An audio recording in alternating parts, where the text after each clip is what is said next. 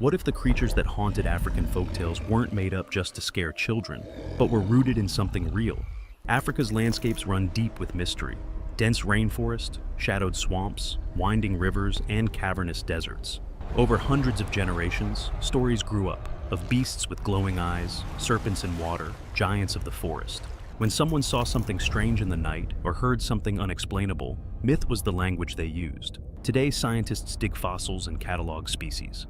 We know much more than people in the past, but even now, the wild parts of Africa remain poorly documented.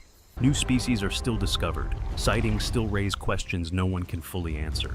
Even as the sun scorches the arid hills of South Africa's Richtersveld, the shadows in its caves whisper of a creature older than memory. They call it the Grootslang, the great snake of the Orange River, a beast part serpent, part elephant in some tales, guardian of diamonds, eater of the curious. According to local lore, the Grootslang dwells in a cave known as the Wonder Hole, or bottomless pit. Far from ordinary snake lairs, these caverns are said to run deep into ancient rock, tunnels filled with gemstones shimmering like fire, and connected by underground channels to rivers and, some legends say, even the distant sea. Survivors of misguided exploration describe crawling into darkness, breathing the sulfur stink of earth, seeing only bats stir before retreating.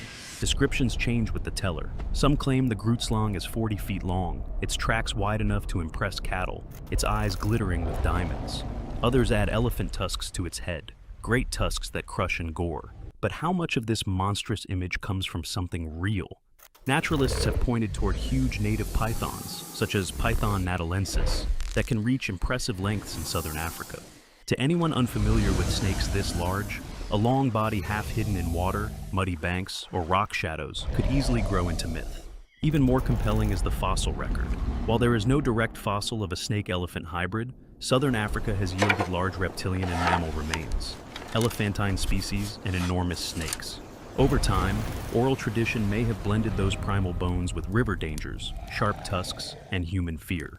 Explorers and prospectors added to the myth.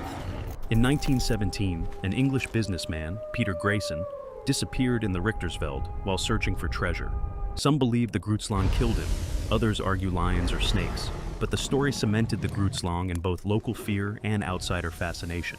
So, what if the Grootslang wasn't a single creature, but many threads woven together? Large snakes, elephant fossils, deep caves, storms of rumor, and the glitter of diamonds. Myth built from what people saw and feared. If you believe myths sometimes carry more truth than we give them credit for, truth shaped by nature, culture, and fear, then subscribe and stay with us. Because the legends you think are fantasy might actually be echoes of something real. In the thunderous skies of southern Africa, tales crackle through the wind, of a bird not quite living, not quite spirit. It is the Impundulu, the lightning bird of Zulu, Xhosa, and Pondo folklore, a creature said to summon storms, thirst for blood, and serve witches. Yet, when you unpack the myth, you find threads of reality woven deep. According to storytellers, the Impundulu appears as a large black and white bird, roughly human size. Its wings broad enough to stir up thunder, its tail and legs tipped with blood-red color. Sometimes it shapeshifts into a handsome young man to seduce women.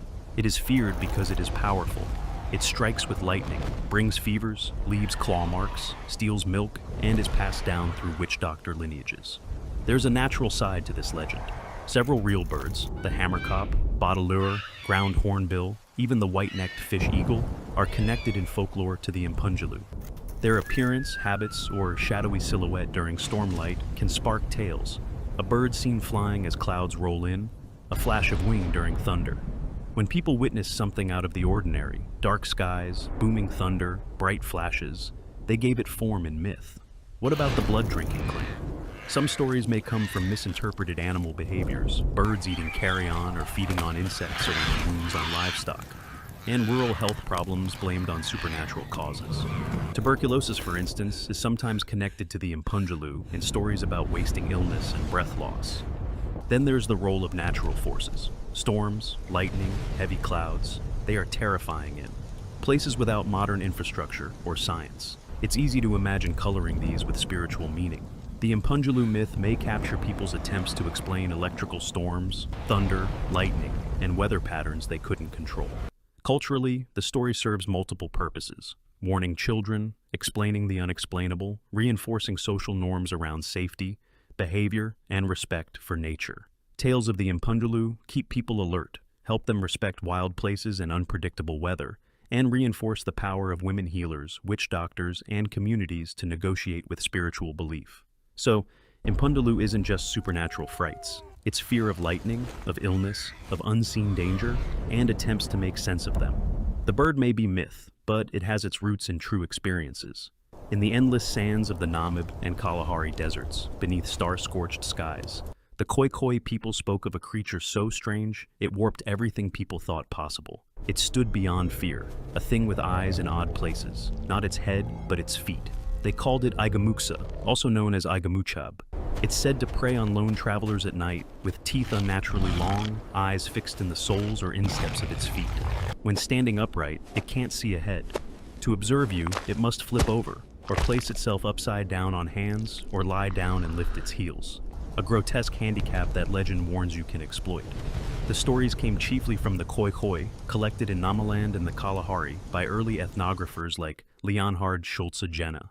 Travelers would carry these warnings. Don't venture alone after dusk, don't stray off trails, and don't ignore strange footprints. Because encountering the Aigamuxa was not only terrifying, it meant death. But what real things might have inspired this myth? Animals in desert zones often create odd shadows or movements. A creature scuttling across sand ripples might seem to move strangely, especially under moonlight. Tracks in the sand, curled or stretched, could mislead. A long-necked animal or a snake partially buried could appear to have eyes placed wrongly. No scientific record confirms any animal with eyes literally on its feet, but certain spiders, insects, or desert creatures might provoke fear in the dark landscape simply by their shape, by glowing reflectivity, or by startling movements. Observers might misinterpret bone shapes or animal tracks. Psychological elements also play a role. Traveling through silence, alone in darkness, with every twig snap amplified, vision blurred by fatigue, such conditions are ripe for hallucinations or misread senses. Sleep deprivation, thirst, illusions at dusk. The mind seeks patterns, and fear tries to fill unknowns with monsters. The Aigamuxa myth could grow out of these real human experiences. The myth also serves a social purpose. It warns people, don't travel alone at night, especially in desert. Honor the knowledge of elders who know what dangers lurk in the dark. Respect the land. These stories are practical survival advice dressed in horror. So, while the Aigamuxa may not walk the dunes with eyes beneath its ankles, the myth reflects something very human, how people make sense of fear, danger, in the